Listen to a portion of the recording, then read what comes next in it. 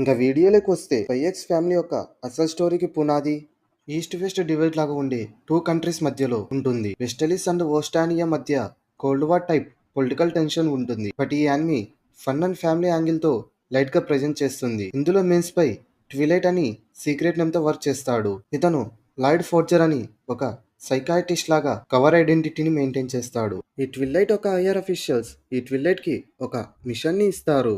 ఆ machine name ఏంటంటే operation స్ట్రిక్స్. ఈ ఆపరేషన్ స్ట్రిక్స్ కోసం ఒక ఫేక్ ఫ్యామిలీని క్రియేట్ చేయాలని ఈ ట్విన్ లైట్ కి ఆర్డర్ వస్తుంది. ఇప్పుడు మనం ఈ యానిమీలోని క్యారెక్టర్స్ గురించి చూద్దాం. ఈ యానిమీలో మెయిన్ లీడ్ అయిన లాయిడ్ ఫార్జర్ తో స్టార్ట్ చేద్దాం. ఈ లాయిడ్ ఫార్జర్ ఒక great spy analysis.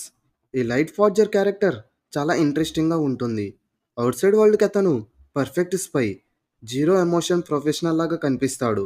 But season 1 లో స్లోలీ అతను కేరింగ్ ఫాదర్ అండ్ హస్బెండ్ గా ఫీల్ అవ్వడం స్టార్ట్ అవుతుంది.